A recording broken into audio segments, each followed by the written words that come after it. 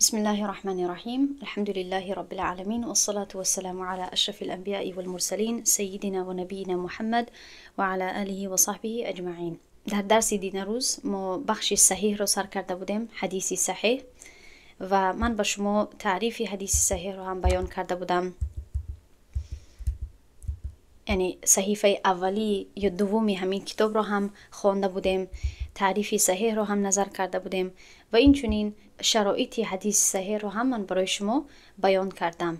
یعنی گفتم که 5 شرایط هست و در مورد هر 5 شرایط من برای شما تفصیلات پیش کردم و معنای شذوذ و علت چیست. اکنون در درس امروزه نظر میکنیم به یک مثال حدیث صحیح. عموما برای حدیث صحیح یعنی مثال پیش اونقدر زیاد یعنی مثال پیش کرده نمی شود، چون که همه شرایطش برقرار هست. یکون کلام کردن یعنی به کلام کردن نیاز ندارد. مثلا ما نمیتوانیم بگوییم که در اینجا این راوی مثلا این نقص دارد، یا اینکه یعنی مشکلات این راوی چنین هست، یا اینکه در اینجا یا نام یکی از راویان یعنی حذف شده هست. یعنی اونقدر کلام نیست. همه شرایط وقتی که برقرار باشد یعنی خیلی یک مثال عادی می شود. پس در اینجا من برای شما از صحیح البخاری باب الجهر في المغربی یک مثال را پیش میکنم. حدثنا عبدالله بن يوسف قال أخبرنا مالك عن ابن شهاب عن محمد بن جبير بن مطعم عن أبيه قال سمعت رسول الله صلى الله عليه وسلم قرأ في المغرب بالطور. عبدالله بن یوسف به ما گفت، حدثنا معنا دارد، به ما گفت، به ما حدیث بیان کرد و اون شخص گفت که یعنی یکم شخصی که میگوید که عبدالله ابن یوسف به ما حدیث بیان کرد کیست؟ این امام بخاری هست. یعنی که در اولی سند کسی که این سخن را میگوید یا اینکه این سند را پیش میکند امام بخاری میباشد و از طرف امام بخاری این اولی حدیث حساب میشود و آخری حدیث به صحابی به پیامبر صلی الله علیه و آله میرسد. خب عبدالله ابن یوسف به ما گفت که مالک به ما خبر داد، یعنی که امام مالک ابن انس خب رحمه الله، از ابن شهاب یعنی که از ابن شهاب الزهری محمد ابن مسلم، از محمد ابن جبیر ابن مطعم از پدرش. خب پس این قسمی که من به سبز به شما رنگ کردم، این قسمت همین حدیث رو سند حدیث گفته می شود و این قسمت زرد متن حدیث هست. اما این آنقدر یعنی مثال روشن نیست. من اصلا یک مثال دیگر رو هم برای شما پیش میکنم. اولین حدیث صحیح بخاری، اما چون که زیادی وقت برای شاگرد آسان می شود وقتی که قول پیامبر صلی الله علیه و آله رو ببیند. وقتی که مثلا در حدیث می آید قال رسول الله صلی الله علیه و سلم، یا اینکه سمعت رسول الله صلی الله علیه و سلم یقول، که پیامبر صلی الله علیه و سلم گفت. بعد سخنی پیامبر صلی الله علیه و سلم فرموده پیامبر صلی الله علیه و سلم وقتی که پیش می شود برای فهمیش آسان‌تر می شود که این است متن حدیث. اما در اینجا چون که فعل پیامبر صلی الله علیه و سلم ذکر شده است، کماکک برای ابتدا کننده بعضی وقت روشن معلوم نمی شود که این متن حدیث هست. به هر حال این است متن حدیث. گفت من شنیدم، یعنی همین آخران شخص جبیر ابن مطعم صحابی هست رضی الله عنه، من شنیدم رسول الله صلی الله علیه و سلم را که در نماز مغرب سوره الطور را قرائت کرد. پس این یک مثال هست برای شما. همه شرایط صحیح را پورا می سازد. یعنی همه راویانی که در سند وجود دارند از یک دیگر حدیث را شنیدند و ما چی طور این را قید کرده می توانیم؟ یعنی این خیلی یک تفصیلات زیاد دارد. یعنی تاریخ این راویان را ما باید بدانیم که کی تولد شدن، کی وفات کردن، آیا ملاقات کردن نکردن. تمام این نقطه ها را باید نظر کرده شود. اما ما در آن درجه نیستیم که من با شما این طریقه فهمیدن اتصال را یاد بدهم. حالا شما باید بدانید که حدیث از چی سبب ها صحیح می شود، با چی شرایط، و بعدا انشالله در آینده بعد به این بخش هم انشالله داخل می شویم، تمرین میکنه در آینده. اما به هر حال علمایی که علاقه تحقیق کرده هند گفتند که تمام این راویان یعنی از همدیگر حدیث را شنیدند و حتی این کلمه حدثنا و اخبرنا به همین دلالت میکند.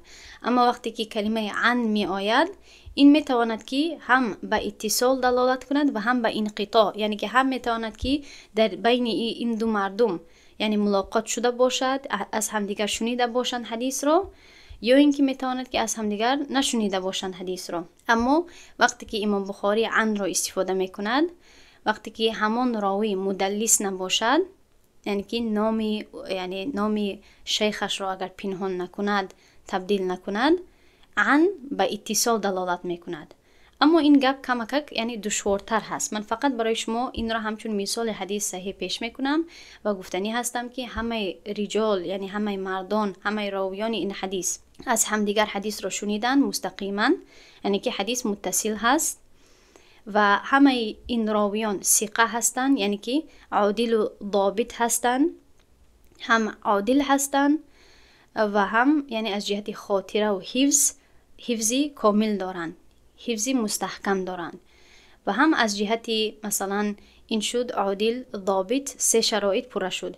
از جهت شذوذ و علت هم این حدیث شذوذ و علت ندارد، پس این شد حدیثی صحیح. این مثال رو وقتی که شما آموختید، بعد من وقتی که به دیگر بخش های حدیث مثال می آورم، بعد اهمیت می دهید که چطور در یک یا اینکه بیشتر شرایط صحت نقص دارند، کمی دارند و برای آن هست که صحیح شمار نمی شوند. اکنون دوام میکنیم فرق بین بعضی عباره ها. من اصلا برای ابتدا کننده اینها ضروری نیست، اما از روی فایده من برای شما پیش میکنم، چون که الکی شما یعنی بعضی وقت میشنوید این خیلی عباره ها را، یا اینکه شاید ببینید، اگر نبینید هم خوب میشود که شما دقت کنید که علم چقدر دقیق هست. هر نقطه را باید آموخته شود و چقدر بین یک کلمه و دیگر کلمه وقتی استفاده می شود چقدر فرق هست. یعنی می تواند که تمام جمله فرق کند، تمام حکم فرق کند. خب پس عباره یکم چیست؟ حدیث صحیح. من در اینجا اول این را به شما میفهمانم. حدیث صحیح یعنی حدیثی صحیح. اینها ترجمه هستند، اما من بیشتر باید برای شما تفصیلات بدهم. این اشاره به آن میکند که همین حدیث با سندش و با متنش صحیح است، یعنی که از جهت 5 شرایط صحت تمامی 5 شرایط رو پوره می سازد. هم از جهتی، چون که از 5 شرایط صحت من یک چیز رو برای شما اشاره نکردم، از همین 5 شرایط صحت 2 شرایطش رابطه دارد به متن حدیث و 3 صفتش رابطه دارد به خود سند حدیث. چون که شما الکی می دانید که حدیث یعنی سند دارد و متن دارد، چون که در اینجا من برای شما نشان دادم. خب پس از جمع همین شرایط، اتصال سند، عدالت راویان حدیث، ضبط راویان حدیث، این 3 شرط اولی اینها شرط های سند می باشند و این 2 شرطی که از شذوذ خالی باشد و از عیب مخفی از علت خالی باشد، این 2 شرایط رابطه دارند به متن حدیث. خب پس این رو فراموش نکنید. 3 شرط ها، این 3 شرط های اول به سند رابطه دارند و این 2 شرط به متن رابطه دارند. باید متن از این 2 نقص خالی باشند. پس وقتی که در اینجا نظر میکنیم حدیث صحیح، وقتی که این عباره گفته می شود یعنی که همه 5 شرایط حدیث صحیح پوره شده است و حدیث کاملا و تماما صحیح است در هر 5 شرایط. اما اگر عباره صحیح الاسناد استفاده شود، این معنا یعنی ظاهر است از ترجمهش هم که اسناد صحیح. اسناد صحیح یعنی چی؟ یعنی که این 3 شرایط را پوره میکند از 5 شرایط صحیح. یعنی که در اینجا ما گفتنی نیستیم که خود حدیث صحیح هست، اما ما گفتنی هستیم که سند همین حدیث تا جایی که ما سند را جستجو کرده ایم، یا اینکه عالمی که این عباره را میگوید گفتنی هسته که تا جایی که سند را جستجو کرده هست، تحقیق پیش برده هست، سند حدیث صحیح هست. اسناد و سند یک معنا دارد، مترادف هستند. خب پس این 3 شرایط رو که میبینید، آنها این 3 شرایط رو در نظر دارند. تا حال یعنی که به متن حدیث داخل نشدند، تا حال متن حدیث رو تحقیق نکردند. خب چون که حدیث میتواند که سندش صحیح باشد، اما در متنش یا شذوذ باشد یا اینکه عله، که به ما چی نقطه رو واضح میکند، ما از این چی میآموزیم. یک کس اگر حدیث رو بگیرد و حتی اگر به سندش هم نظر کند و ببیند که خب در این سند اتصالی سند هست، یعنی که پیوسته هست سند و یعنی مردان این سند ثقه هستند، عادل و ضابط هستند. خب این معنای آن را ندارد که تمام حدیث اکنون صحیح شد. دقت کردین؟ بعضی ها همین خیل نمی کنند. حدیث را پیش میکنن، بعد برای اون که ثابت بکنن که حدیث صحیح هست چی میکنن؟ میگوین که در این حدیث، در سند این حدیث فلان هست، فلان هست، فلان هست و تمام اینها چی هستن؟ یعنی ثقه هستن، عادل و ضابط هستن. اما این یعنی کافی نیست. بعضی وقت سند رو میبینیم خوب سندی حدیث صحیح هست، اما یعنی دو شرط دیگر هست که عدم شذوذ و عدم العله باشد. شذوذ نداشته باشد، علت نداشته باشد، که این زیادتر رابطه دارد با متن حدیث. برای فهمیدن که آیا حدیث شذوذ و علت دارد، باید در همون بابی که همون حدیث اومده است، چی درباره نکاح باشد، چی درباره طهارت باشد، باید تمامی همان حدیث رو جمع کرده شود تا اینکه همان عالم ببیند که در اینجا آیا یگام حدیث با مخالف دیگر حدیث هست و آیا در اینجا یگام علت، یگام عیب پنهانی هست به نظر می آید یا نه. خب یک نقطه دیگر برای این همین هست، یعنی از برای فایده اگر فهمید خوب، اگر نفهمید باقی ندارد. این عباره وقتی که در کتاب صحیح استفاده می شود، یعنی که مؤلف کتاب صحیح وقتی که این رو استفاده می کند در کتاب صحیحش، این با یعنی زیادی وقت معنایش همین هست که خودی حدیث صحیح هست، یعنی که هم دو شرایط متن را هم در نظر گرفته است. چون که کتابی که الزام کند یا اینکه به خود همین شرط را بگیرد که من در این کتاب تمام حدیث های صحیح رو جمع میکنم، مثلا امام بخاری، امام مسلم در صحیحینشون اگر این عباره رو استفاده کنند، یعنی که این عباره زیادی وقت در این خل کتاب ها به همین حدیث صحیح اشاره میکند. خب این یک نکته علاوگی می باشد. اما بغیر از در کتاب های صحیح وقتی که این استفاده می شود، ما باید کمک توجه بدهیم. می تواند که این عباره فقط به 3 شرایطی صحت اشاره کند. اکنون اصح شیء فی الباب، صحیح ترین چیز در این باب. شما فهمیدید، شاید دقت کردید که وقتی که یک محدث این عباره رو استفاده می کند، مثلا امام ابو داود رحمه الله این رو استفاده می کند، این معنای آن را ندارد که حدیث صحیح است. خب این گفتنی نیست که این حدیث صحیح هست و صحیح ترین حدیث ها هست. نه، فقط گفتنی هست که در همین بابی که در همین موردی مثلا بابی فقهی می باشد یا اینکه در همین یک موضوع می باشد، در ما تحت همین باب حدیث هایی که من آوردم می تواند که تمام حدیث ها چی باشد؟ یعنی حسن باشند. اما از تمامی همین حدیث ها از همه، یعنی از جهت قوت بالاترینشان همین هست. خب پس این اشاره نمی کند که حدیث صحیح هست، می تواند اشاره کند، اما این حتی می تواند اشاره کند که در همین باب حدیث های حسن هست، یا حتی حدیث های، یعنی می تواند که در یکم کتابی که جمع کند حدیث های حسن و حتی حسن لغیره و ضعیف را، همون مؤلف گفتنی هست که این از همه یعنی قوت دارترین حدیث هست در این باب. خب و آخران عباره رجاله رجال صحیح، راویان آن راویان صحیح هستند. وقتی که این عباره استفاده می شود، وقتی که یک محدث این عباره را می گوید، یعنی این اشاره به آن هست که شرایط راویان همان حدیث پوره شده است، اما تمام 5 شرایط پوره نشده است.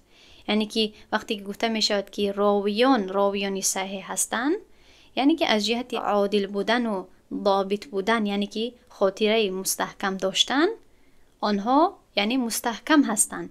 2 شرایطی که مربوط به راویان حدیث می باشد پوره هست، اما از دیگر شرایط حالا تفصیل نیست. خوب، یا حتی این عباره به این اشاره کرده می تواند که این راویانی که در این حدیث هست، در سند همین حدیث هست، این راویانی یکی از کتابی صحیح می باشد. یعنی مثلا این راویان صحیح یعنی که صحیح بخاری هستند. خب پس هدفی من برای چی این رو برای شما پیش میکنم که شما دقت کنید که وقتی که یعنی محدث این عباره رو میگوید، یعنی فقط به همین اشاره میکند که همین راویانی مستحکم هستند از جهت عدالت و از جهت خاطره. خب پس دقت کنید که فرق چی طور، یعنی میتواند عباره کمک فرق کند و یعنی نتیجه خیلی کلان بدهد. اکنون دوام میکنیم به صحیفه 8، کتاب های حدیثی صحیح. این بعضی منبع های حدیثی صحیح می باشد. به زبان عربی مضان گفته می شود، یعنی بعضی مصادر یا اینکه منبع های حدیث صحیح که اگر شخص خواهد که یک حدیث صحیح را جستجو کند در کجا باید نظر کند؟ پس این بعضی، من تأکید میکنم بعضی کتاب های صحیح هست. عموما مردم میدانند که صحیح البخاری گفتنی یک کتاب هست، صحیح مسلم یک کتاب هست، اما از دیگر کتاب های صحیح با خبر نیستند که بعضی وقت این خیلی یعنی ضررناک هست، مخصوصا برای کسانی که نقض میبینن به خلاف مردم گپ زنن یا به خلاف دلایل مردم گپ زنن، چون که آنها یعنی گمان میکنن که صحیح حدیث فقط در بخاری مسلم وجود دارد، وقتی که این خیلی نیست.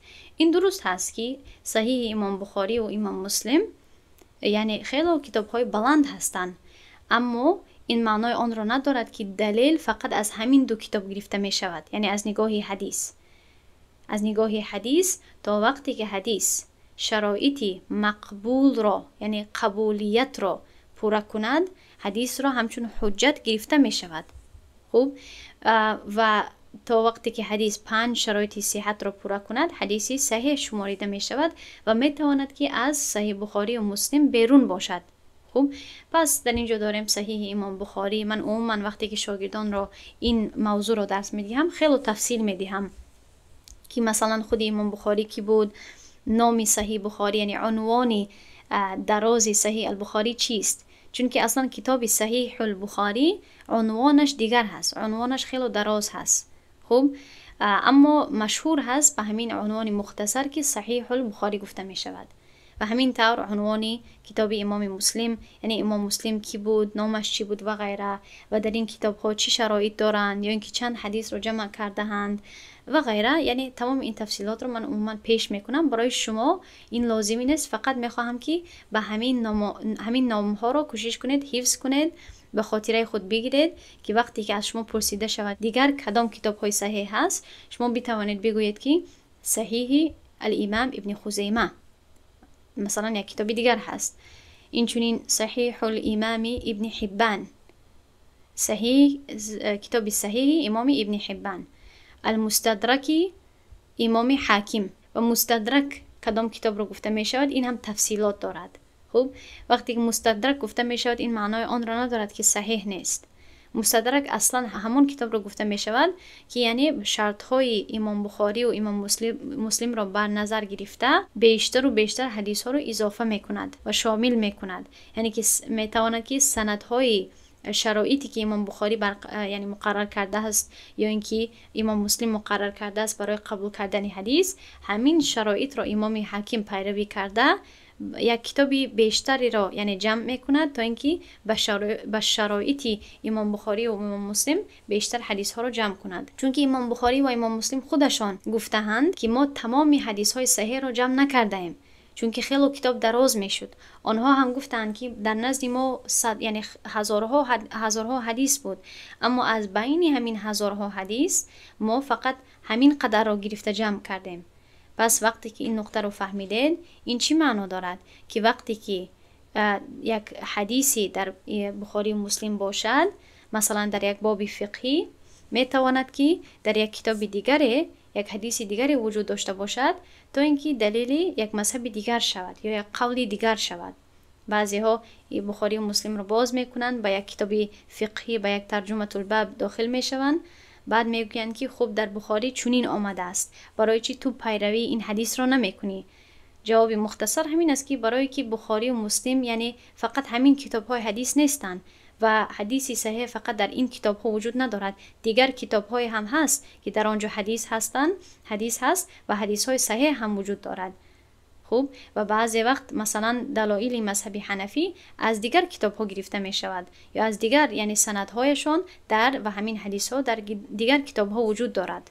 خوب، به هر حال بعد هست یعنی المختاره، این هم عنوان مختصر هست از امام ضیاء المقدسی. خوب، این بعضی منبع ها مصادر حدیث صحیح هست، در فکرتون بگیرید آهسته آهسته انشالله. اگر به فکرتون بگیرید آهسته آهسته وقتی که دیگر کتاب ها رو هم من به شما پیش کردم، به شما خیلی عنوان های کتاب ها چی می شود آشنا می شود. خب یعنی یک شاگرد، یک طالبه علم، یک انشالله یک معلمه آینده باید از کتاب‌های اسلام و از کتاب‌های دینی، حدیث و فقه با خبر باشد. حدیث حسن لغتاً هو صفة مشبهه من الحسن بمعنى الجمال. این صفت مشبهه هست از کلمه حسن، یعنی که حسن گرفته شده هست که معنایش زیبایی می باشد. بمعنى الجمال یعنی که حسن معنایش چیست؟ زیبایی. خب این معنای لغوی هست. اصطلاحاً هو ما اتصل سنده بنقل العدل الذي خف ضبطه عن مثله إلى منتهاه من غیر شذوذ ولا عله. این حدیث است که اسنادش پیوسته می باشد با روایتی شخص عادلی که کمی کمتر مستحکمی در حفظ دارد از شخص مانند خود تا به آخر اسناد به هیچ گونه شذوذ یا علت. چی معنا دارد؟ یعنی که حدیث حسن به حدیث صحیح خیلی مشابهت دارد، خیلی قریب هست از یک جهت. چون که من برای شما گفتم که برای صحت 5 شرایط هست و وقتی که یکی از همین شرایط که شرطی کامل و ضبط بودن، یعنی خاطره مستحکم داشتن، وقتی که کمتر باشد یا این شرط وقتی که نباشد، این را حدیث حسن گفته می شود. اصلا در تعریف حدیث حسن خیلی زیاد اختلافات هم هست، خیلی زیاد اقوال هم هست. مثلا امام خطابی یک تعریف را پیش کرده هست، امام ترمذی یک تعریف را پیش کرده هست، امام ابن صلاح کوشش کرد در کتابش که این دو تعریفات را جمع کند. اما تعریفی که اکنون شهرت دارد و پیروی کرده می شود و یعنی استفاده می شود، تعریف امام ابن حجر عسقلانی می باشد که در نزهة النظری شرح نخبة الفکر در آنجا یعنی همین تعریفی حسن رو می دهد و این چنین یعنی بعد از امام ابن حجر عسقلانی دیگر محدثین هم همین تعریف رو پیش می کنن عموماً.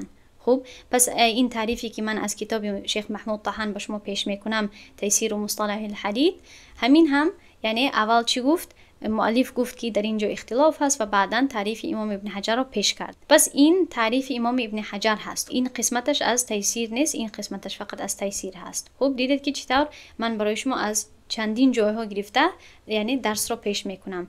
پس یعنی تعریف اصطلاحی الحدیث الحسن چیست؟ همه 5 شرایطی صحت را دارد به غیر از شرطی کامل و ضبط بودن. یعنی که یکی از راویان سندی حدیث حسن خاطرش کامل نیست، مستحکم نیست، خاطرش حفظش ضعیف هست. خب برای همین در اینجا هست که متصل اسناده، سندش متصل هست، راویانش عدل هستند به نقل العدلی، اما عادلی که خاطرش کمک ضعیف باشد و یعنی از همین خیل راویان تا آخر و شذوذ و علت نداشته باشد. اینجا یک دقت کنید، با یعنی از شخص مانند خود این معنای آن را ندارد که هر راوی سند باید خفیف و ضبط باشد، یعنی که باید خاطرش ضعیف باشد. یک راوی هم اگر خاطرش ضعیف باشد همین حدیث حسن می شود. پس دیدید که چطور؟ یعنی وقتی که یک راوی وقتی که خاطرش ضعیفتر می باشد این حدیث حسن می باشد، اما معنای این را ندارد که حدیث حسن همچون دلیل استفاده نمی شود. حدیث حسن هم همچون دلیل استفاده می شود. این گپ متفق علیه هست. کسی نمی گوید که بغیر از حدیث صحیح دیگر حدیث را همچون حجت استفاده کرده نمی شود. حدیث حسن هم همچون حجت همچون دلیل پیش کرده می شود، از جمع حدیثان مقبول شماریده می شود. این یک نقطه خیلی مهم هست که شما به فکر خود بگیرید، چون که بعضی وقت در این شبکه ها چی میگویند؟ حدیثی صحیح دارید که پیش کنید، اما یعنی آنها بعضی وقت از این نقطه خرد هم با خبر نمی باشند که حدیثی صحیح یگانه مصدر حجت نیست. حدیث حسن هم میتواند که حجت باشد یا اینکه همچون دلیل گرفته شود. دیگر شرایط هست، اما این گپ را تا همینجا بفهمید انشاءالله. اکنون پیش از آن که به یعنی قسمی حسن داخل شویم و زیادتر تفصیلات بگویم، در این درس نمیگویم، فقط ما برمیگردیم به 2 اقسام صحیح که من باید برای شما بفهمونم. برای چی من اقسام صحیح را برای شما پیش از تعریف حسن نگفتم؟ برای که برای فهمیدن اقسام بخشی صحیح شما باید از تعریف حدیث حسن با خبر باشید. پس یعنی این جدول رو نظر کنید. حدیث مقبول میتواند که صحیح باشد، یعنی که صحیح لذاته، یا اینکه صحیح لغیره، این دو اقسام صحیح هست، یا اینکه حسن لذاته یا اینکه حسن لغیره. خوب، این یعنی هم این دو بخش های صحیح هست و این دو بخش های حسن هست. اگر یعنی من در صحیفه بعدی در اینجا واضح تر می نویسم خواطر نشود، اما یک بار ببینید حدیث صحیح لذاته یعنی همون حدیث صحیح رو که من با شما گفتم که 5 شرایط دارد، این رو گفته می شود حدیث صحیحی که ذاتاً صحیح هست، همه 5 شرایط صحت رو دارد: اتصال السند، عدالة الرواة، تام ضبط الرواة، عدم الشذوذ، عدم العله قادحه. خوب، یعنی همه 5 شرایط رو دارد، شامل دارد. و در اینجا درباره یعنی ضبط یا اینکه حافظه راویان حدیث دو اقسام رو پیش میکند که شما الان میدونید: ضبط صدر، ضبط صدر، و ضبط کتاب، خاطره کتاب، یعنی که وقتی که راوی در کتابش نوشته پیش میکند.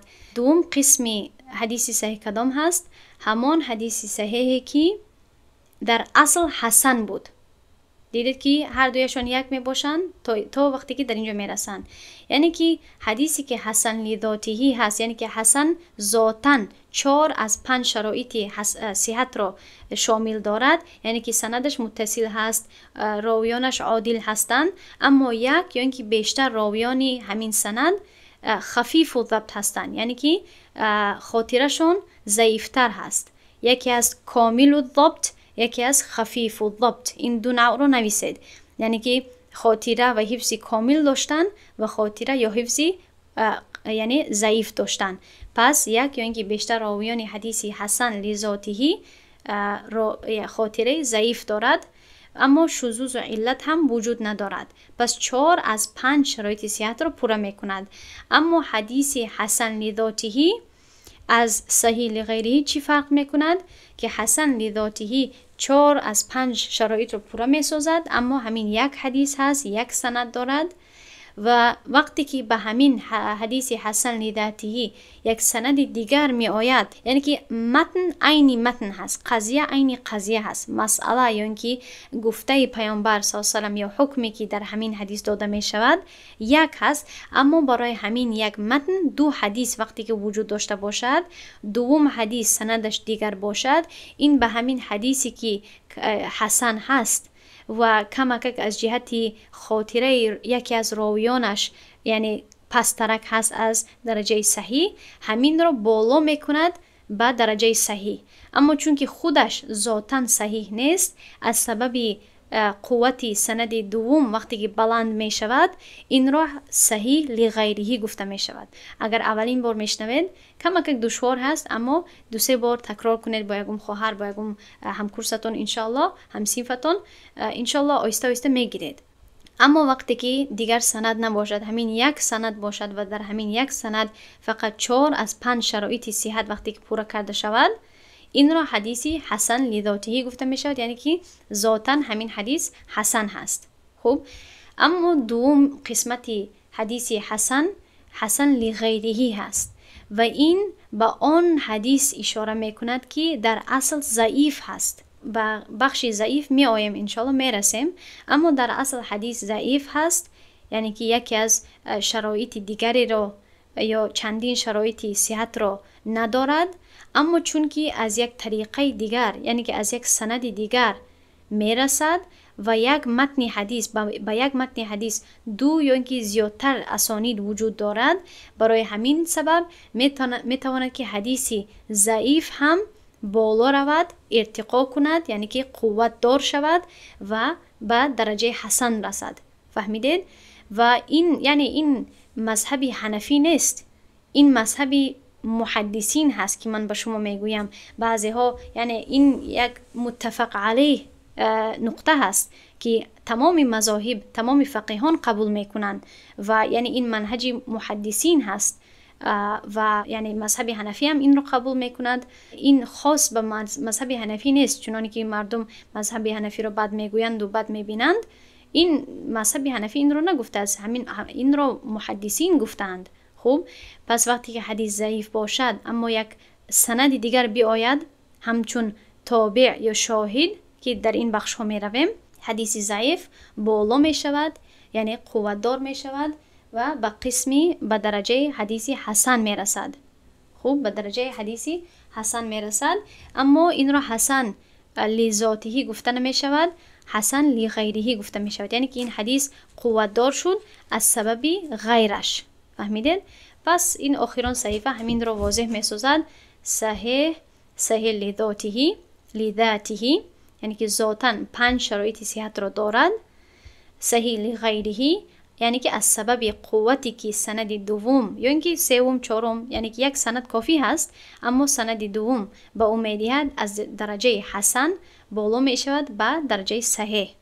خوب، این را صحیح لغیره گفته می شود. و در مورد حسن لذاته ذاتاً 4 از 5 شرایط صحت را دارد و همان شرطی که نقص دارد شرطی چیست؟ ضعیف بودنی خاطره یکی از راویان. دیگر شرط نمیتواند یعنی حذف شود. دیگر شرط اگر باشد حسن حساب نمی شود. حسن همین مخصوص هست به قوتی حفظ. خوب، این را حسن لذاته گفته می شود و حسن لغیره از یعنی آن حدیث ضعیف را گفته می شود که از سبب قوتی که سند دوم به او می دهد از درجه ضعیف به درجه حسن می رسد، بالا می شود. در همین جا درس به انتها می رسد. انشاءالله بس میکنیم. سبحان الله و بحمده، سبحانك اللهم و بحمدك، نشهد ان لا اله الا انت، نستغفرك و نتوب الیک. السلام علیکم و رحمت الله و برکاته.